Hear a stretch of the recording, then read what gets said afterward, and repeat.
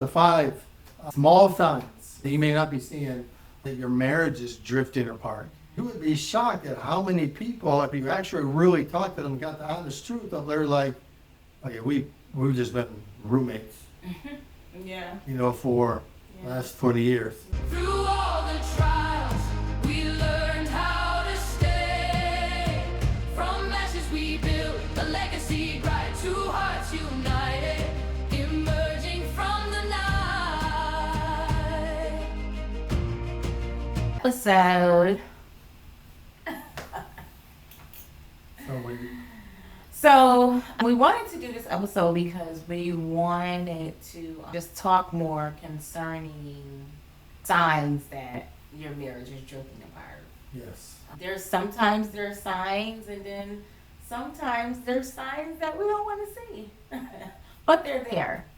So we want to talk about those signs and be able to diffuse any of those lingering issues or situations before it really drifts apart. So so this episode is going to be just bringing awareness. Most couples don't notice that they're drifting apart until they're very far apart. yeah. And the damage has already gotten very, very deep, and almost sometimes too deep. And we didn't see it early either. I think we didn't see it. We saw did some of see it? I don't think we really,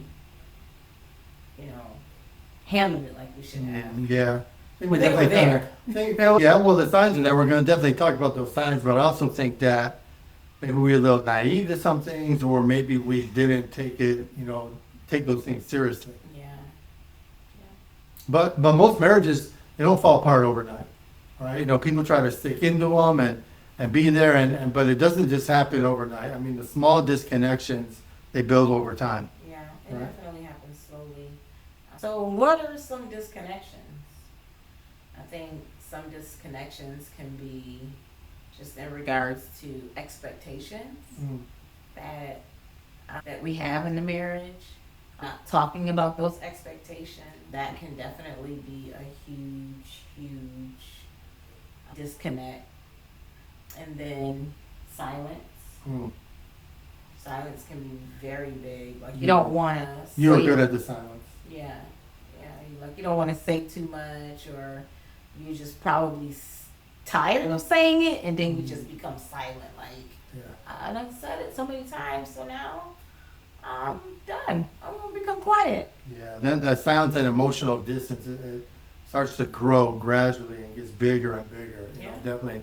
Couples often, they normalize the unhealthy patterns. Yeah. And says, oh, this is just kind of how it's supposed to be, and honeymoon's over. And that's not really how it should be, right? And from the outside, we look fine.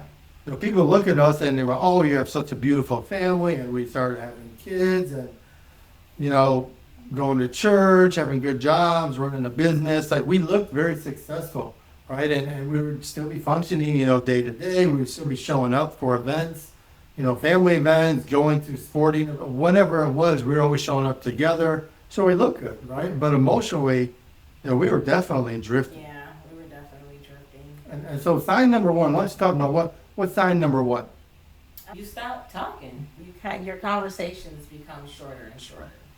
Like you don't really want to have a conversation with your spouse. And you're just like, I'm gonna do me, and he gonna do him, right? But obviously, that's issues. So the conversations become surface level. Hey, how you doing? Or how was your day? And then you just keep it at the surface level. Oh, it was great, and then you just keep it moving. Right? Yeah, I mean, logistically, the responsibility, just the day-to-day, like I was saying, it's kind of, surface level. It's just, hey, okay, who's taking the kids?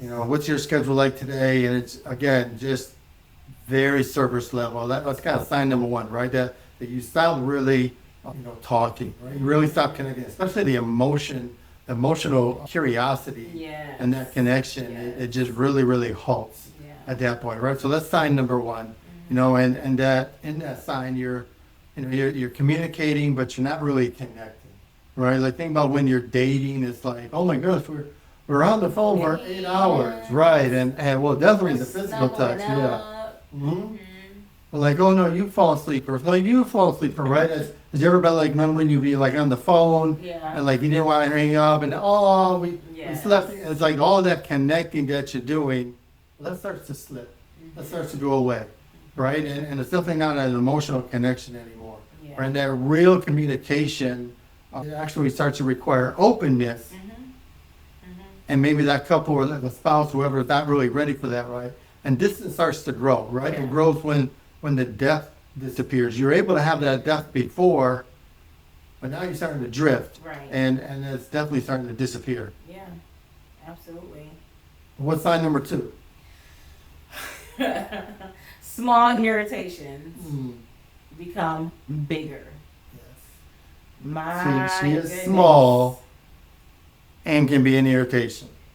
I mean, I can get irritated easily. I won't lie on certain things, especially when it comes down to like household chores. That can be a total irritation for me. And he knows acts of service is my love language.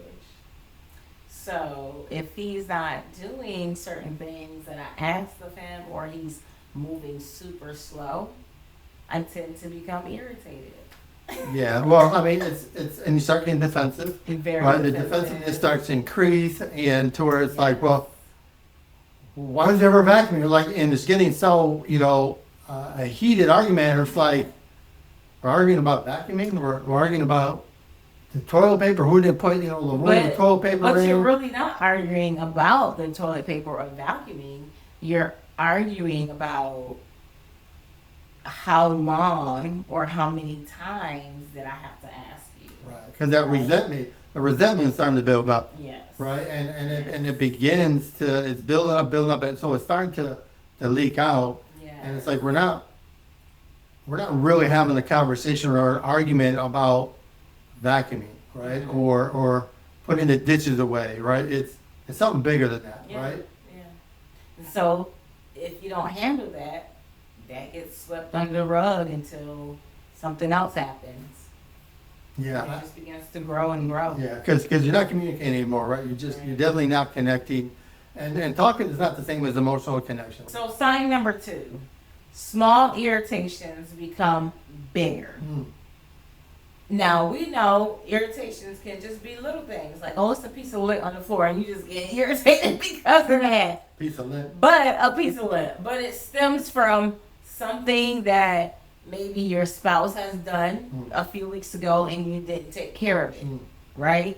So that lint probably triggered, oh, he didn't help me with some chore that I asked of him, right? So those small irritations begin to mount up, and it just becomes bigger. Turns into resentment. It does. And then you start to have no patience with each Mm. other. You just become short, right? So if he asks, like, well, why are you upset?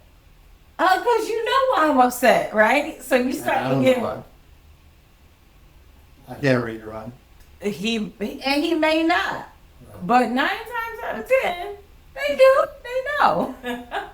But again, Ladies, right there, side note, we are not mind readers. no. We're never going to become mind readers. No.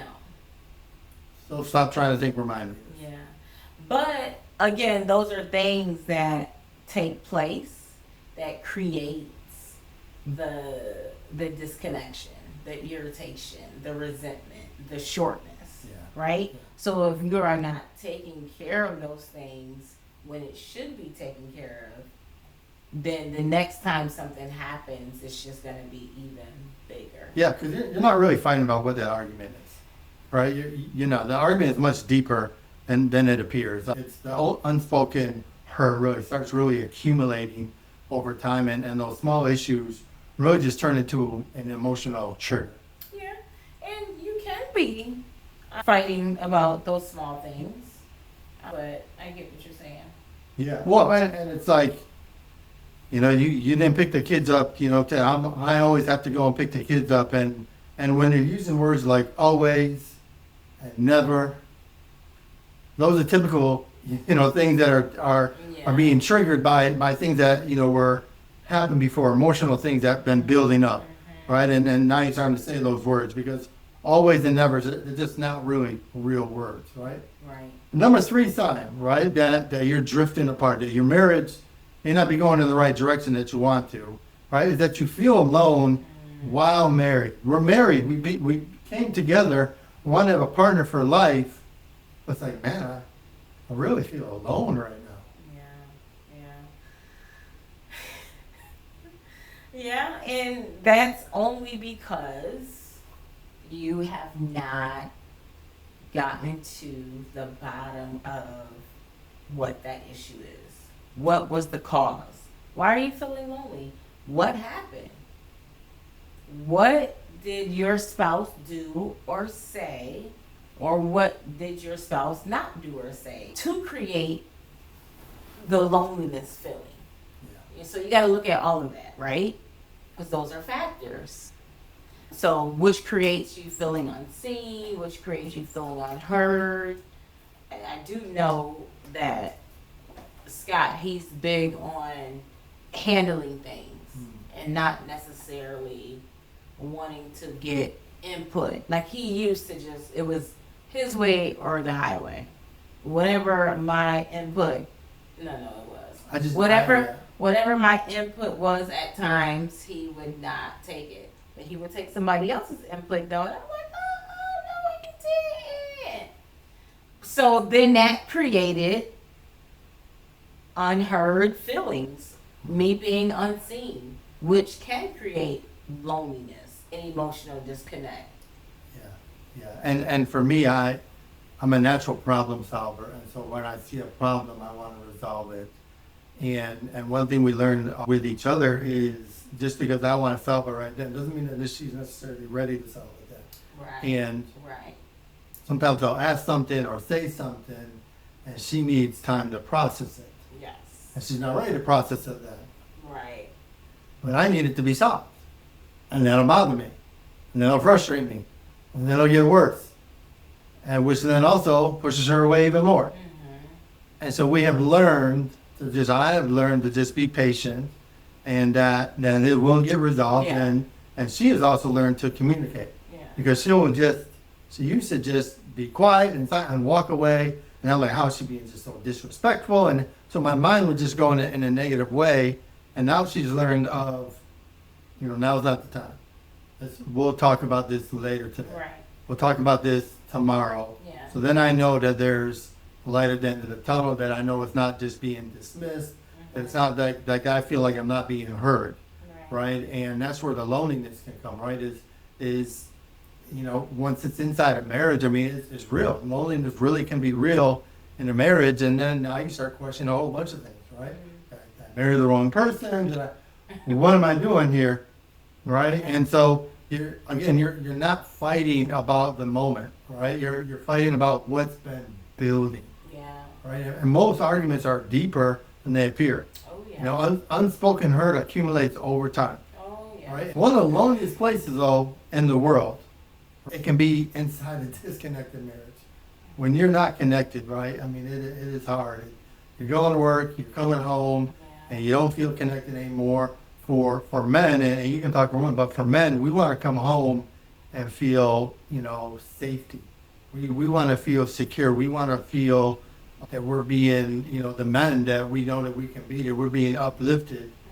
So if we're coming home and it's just like fighting and just all that attack again, we don't want that. So we'll kind of retreat, or maybe we don't come home that fast, and we're taking a longer way home, and so we can feel very, very disconnected. And this reality affects many couples, and many couples are very silent about it. They're not talking about it, and they're married, but they're not really going on dates anymore, and they're just living together, but they're not telling anybody. They're not talking about it, and they're just feeling lonely, right? And that emotional disconnection, I mean, it really hurts deeply. Most people are very good at putting on the mask and very good at hiding it from others, but unfortunately, they're hurting. Yeah. And that hurt can turn into a lot of resentment and can really turn into other things. And if you're starting to look at somebody else because, your secretary starts talking to you in a whole lot nicer way and uplifts you and looks at you in a higher way, right? And everything you do seems to be right. But you come home and guess what? Everything you do is wrong. Right? And again, this is slowly, starting to happen. So sign number 4, you stop pursuing each other. Your intentionality towards your spouse begins to disappear. Date nights begin to become further and further and then obsolete. You're not flirting with each other as much as you used to. Oh, definitely not. Yeah. Yeah. And then assumption begins to replace the effort. Yeah, you're assuming, and like I was kind of talking before, is your mindset can start getting negative. Yeah. Right? And you start assuming the worth, and those words don't always and never start to come in your mind. And she says something negative, and it's like she's always negative. She always is critiquing me. That's not true. But that's where that assumption starts to really replace effort. Absolutely. So, and those are things that you really have to start to pay attention to. Know that you have to take care of those when you notice it. Yeah. Healthy marriages stay intentional. Yeah, absolutely. So that connection must be maintained. Like being intentional of, hey honey, how you doing? Good to see you. I hope you had a good day today. Thanks for caring. Just being there. Seeing your spouse when they're low, seeing your spouse when they're high. Putting in that effort. Yeah. So when you are going through those moments of disconnection, those moments of loneliness, those moments of hurt, you don't want to be loving. You don't want to be caring. But you have to work on those so that you can get that love back. Yeah. Right? Does that make sense? Yeah, well, it requires effort. Marriage, Definitely. a healthy marriage requires effort. If you talk to anybody that's been, is still happily married after 10, 15, 20, 30 years, 40 years, they will say it's work. Yes. It is work, Lord. Love grows through intentional action. For sure. It's not just like, oh, we're in love and we get married and everything's just going to be great. Yeah. No, it's not. No. No, it's not. No, it's not. Yeah. There's a time when your spouse may ask for some water. Yeah. And be like, And but go get the water anyway. speaking of, I am thirsty. Can you give me a glass of water? You're doing the most now. Relax. Stop playing. But often they'll say, purchasing your home is like your biggest investment. I totally disagree. Okay, your marriage. Okay, your marriage is your biggest investment. Yes. You are with this person until the day you die, Yep. right? And that is how God has created it. Bring a man and a woman together for their marriage, for life, right? And the covenant. I don't feel like people honor the covenant. That how serious it is with God, and God wants it for life. So you have to think about that, and maybe we'll do some, pre-marriage lessons as well. And comment on there if you want to learn more about pre-marriage and what are some of the right questions to ask and things for the premarital. I think you get premarital questions and counseling there. But what I'll say is how important of an investment it is because it's going to affect your kids. Yeah. It's going to affect your job. It's going to affect where you're living, your decisions, all about that, right? And so it is the biggest investment that you're going to do. And also invest in your marriage as you're married. Put in that time. Put in that work. Yep. So this brings us to our last sign, right? The last sign, number 5, right, is that you're in survival mode, Ooh, right? yeah. And that survival mode just takes over. Right? What do we mean by that? Well, the kids, the work, the stress, the schedules, they dominate. That's what your life is about, right? And you hear this a lot is, we're married, and when people get divorced, right? They get divorced and like their 40s or 50s. They've been married for like over 30 years. Why are you getting divorced? Well, we just stayed together for the kids. Yeah. Well, they had that sign way back, and they didn't put in that effort. They didn't fix it. Yeah. They're just like, we'll just be on, and they've been on survival mode for 10, 15, 20 years, and they think they did they did a good thing by staying together for the kids. Yeah. You, Yeah. you don't think the kids saw that? So all you did was Right. give a bad example of what a marriage should be for 15, 20 years. They definitely felt that stress for sure. Oh, absolutely, Yeah. right? And so, again, you're just going to the day to day. Yeah. And then marriage becomes task management. Like, I gotta go make dinner. I gotta feed my husband. I gotta feed my family, right? Or I gotta have sex tonight with him. You gotta think about that because you are in survival mode. Intimacy is important, but because you're still holding on to resentment, because you're still holding on to pain, because you're still holding on to those things, sex goes out the window. Yeah. You don't want to be intimate. You don't want to say those nice and loving things. Yeah. So the connection part of marriage begins to get pushed to the side. Yeah, and I would say you're just going through the motions, Yeah. right? And you're doing the things that you have to do, Yeah. that you want to do it, Right. right? Yeah. It's just a have to, right? And that connection, whatever connection that you had earlier on in your marriage, it gets completely pushed aside. Yeah. Absolutely, Yeah. right? And you become teammates in survival, right? You know, sometimes when we talk with people, we just feel like roommates, right? Well, it just feels like I have a roommate and we're not married anymore. It's, because you're just in survival. You have a teammate, Yeah. right? And there's not that love connection anymore, and you're not being, you're not investing in Right, your marriage, right. right? And Yeah. instead of partners in connection, right? I mean, you should be. You should be, connecting and being strategic about what you're doing and planning and having a date night Yeah. all the time, right? And again, not just going through the motions, but actually having fun and Right. looking at each other and Right. not bringing your phones, right? Or not having them out, right? And many couples, they operate this way for years. Years, and you would be shocked at how many people, if you actually really talk to them, got the honest truth of, they're like, okay, we've just been roommates, Yeah. for the last 20 years. Yeah. And that's where like secret lives can start to happen, and or people be getting into pornography or addicted, and they have this whole secret life online, and it's like they just completely drifted. Yeah. That's what they did, right? And survival mode just slowly drains that intimacy Yeah. of whatever you have, To right? the That, point of no return. yeah, and marriage needs emotional investment, Yeah. right? And again, you got to invest in your marriage. Yes. Your marriage is the most important investment. Yes. So invest in it. Yes. Invest in the time. Invest in the money into it, right? Invest into the people that are around you. Absolutely. For sure. And we thought it was just a season for us.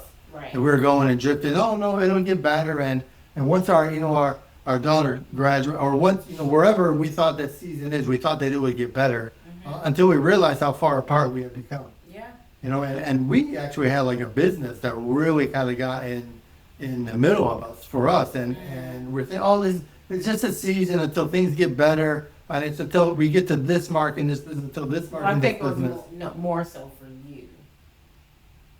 More so of you seeing the big picture of it all, where you want it to be, where you wanted the family to be. Absolutely. And I was just like, I don't see that because of right now, the situation is not showing that. And I need you to reel it back. Yeah, and I think I saw some of the signs, but I minimized it, and I just kept feeling like if I become more successful, a lot of these problems will go away.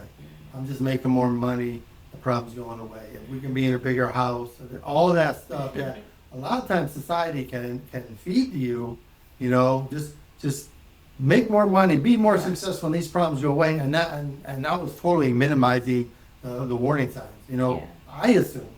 I assumed that things would eventually improve. And you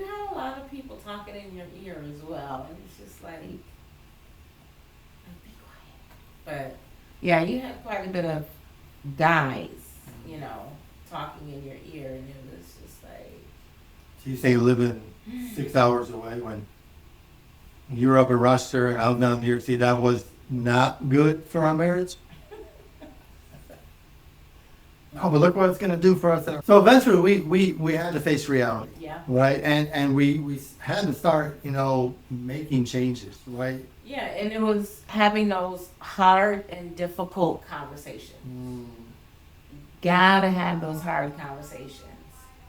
I mean, if you can't have it with your spouse, you know, by yourself, then bring somebody in. But you gotta have the hard, vulnerable conversations because it's important because you have to get through that. If your marriage is going to survive, if it's going to grow, continue to grow and get stronger, you gotta have those hard conversations. It's totally important. Yeah. Absolutely important to have it. Yeah. And I remember when you were reaching out, trying to rekindle, kind of get back together. I wasn't having it. One, I didn't believe her, and then over time, it seemed like okay, it was real. But it was actually coming up on our 15th year anniversary, and I remember going, I can't let 15 years just go to waste. Like I got to do something about that, right? I had to take personal ownership, and that's what you have to do. If you want to start to steer, you know, the ship in the right ways. I had to own my crap, You had to. right? And A lot of it. And what was A lot of it. and what was I doing wrong, right? And what I didn't know that she was also owning her stuff. Yeah, I was owning, because mine was just that. His was like this. So yes. Yeah, no. Own your stuff, right? Yes, own it. And we needed to start slowing down. And when we came back together, when God was restoring us, we really slowed down. Yeah. And we really started to do things right. And we really started to reconnect emotionally. And we created a space, a safe place to truly listen to each other. I remember one time I was having a hard conversation, and it took me a while to bring it up to him, but it was needed. And I don't know if you remember or not, but remember I told you that I didn't trust you. And that was difficult for you to hear, right? Especially as a man, as my husband, as a provider. It was difficult for you to hear, but that's what I was feeling. There were certain things that was taking place that I was just, you know, looking at and just kept seeing. I was just like, oh, no. And I had to have that hard conversation. And so what we did was I allowed him to, you know, sit in that. You know, I allowed him to just think about what I said to him. And I'm pretty sure it probably made him feel bad or it angered him, but he had to sit in that emotion, right? He had to really, really, really think about what I was saying and what he did as to why I said that to him. So, and then we came back and we talked about it and we moved forward from it. But you gotta have those hard conversations. Yeah. Whether it hurts or not. Yeah. It's gonna hurt. Yeah. Yeah. It's going to hurt. Yeah. But you gotta have it. And again, yeah, I had to own my stuff, right? Yeah. And we've had those talks, you know, often, right? On both sides. And that's On what, both but sides that's of what we growth said. is, Oh, though. yeah. That's what growth is, owning it, but also you gotta feel that anger, like what you said, it just made me angry, it irritated me, it hurt me. But Yeah. those are emotions that we have as humans, and that's not necessarily wrong. But you have to feel those in order to say, okay, that makes sense. How do we move forward from that? Yeah. Yeah, absolutely. No, I mean, because drifting, you know, doesn't mean that you're doomed, right? You may be right now and that you feel like your marriage is drifting apart. Yeah, And you're like, oh, I got every single one of those steps. We've done every single one of those, and we're drifting apart. What do we do, right? Just know that you're acknowledging that there's a problem, Yeah. right? And awareness creates opportunity, Yeah. right? And whether you just don't know, you have to know. You got to be able to understand where you're at, right? Get Absolutely. that perspective. And telling the truth, being aware, but telling the truth. When have we got so scared or just tired of telling the truth? Right. Be truthful. Yeah. And again, because it creates all that opportunity to have that dialogue, to have that Yes. conversation. Yeah. And also being patient with your spouse to be able to, one, give them the time to process the things that you want to say. Because truth is only good if it's received right. Okay? It's like, is it a good pass? Well, did the person catch the ball? Right? Well, then it's not a good pass. And so it's like the same thing with communication. It's like, well, I'm telling you truth. Yeah, but it feels like you're punching me in the face. Yeah, and so you get, and that's part of the maturity, is also being able to use that wisdom and be able to say, okay, this is the truth, this is what's bothering me, this is where I'm messing up, but this is where we want to go. And again, the problem is the problem, and it's here, is not between us. And handling those problems and be able to learn and grow with how you're communicating, right? Because healing is possible. It is. Right? The intentional steps rebuild connection. That's what we did. We were very intentional about what we were doing to rebuild. Yes. Right? And small intentional steps can rebuild the connection. Right? Don't ignore the drift. Right? Start having honest conversations. Yes. I remember the conversation that we had when we were in Maryland, when we were just starting to get back, connected and stuff, and we were sitting there, we're just having some extremely honest, connections and stuff, and I remember you were kind of owning some of the things that you did, and just how you reacted and how you said things, and just some of, we don't need to reveal all, but just, some of the things that you did, and that allowed me, and I admitted some things and said some different things, that some things you knew about, some things you didn't, but it was we were open to hear, and it was like, hey, whatever you got to say, whatever you guys do to open up, and that's where we really started connecting again at that point. And we were really, because the issue was the issue, the past was the past, and we wanted to move forward, and we needed to have almost like a start over and make things right, and those small changes for us, they changed over time, and it really mattered. Yeah, it did. And so hopefully this is bringing some light for you, right? Hopefully you're saying, okay, well, number one, I'm okay with. Number two, they'll sound okay. Oh, but 3 and 4, right? Or maybe all 5 are, right? Or maybe this video just kind of helps you confirm. Maybe you're better off than you were, or maybe you're not, right? So again, with us, we've been married 19 years. 4 of those years, though, we were completely separated. We were living in 2 different states. I was actually already dating somebody else. I mean, it was as bad as it could get. We were about to sign the divorce papers. We had already gone through children's court. I mean, it was bad, right? Infidelity was happening, pornography, disrespect. I mean, you name it, we went through it. But God restored. And so we want to let you know, Restored and Rising, we're here to start helping you, talk to you about our journey, what we went through with marriage, talk to you about the importance of marriage, how it's the most important investment in your life, right? Start talking about the healing and really teaching you and talking you through the full restoration phase. Yes. And then what does rising look like? We're truly in that rising phase now. Absolutely. How does that rising phase feel? Yeah, it feels good. It feels freeing. Yeah, it feels good. So, and in more episodes, we'll talk more about that rising, how do you get to that rising phase, and what do you really need to do step by step to beginning to, to restoring. But we thank you. We thank you for watching our video. Subscribe if you haven't already. Hit the like button. Yeah. And we just encourage you to continue to watch us. Watch the other videos that we made. Yes. watch the videos that are coming up, and be a part of our journey. Yep. All right. Well, until next time. Bye. Bye-bye. Through all the trials, we learned how to stay. From ashes we built a legacy bright, two hearts united, emerging from the night.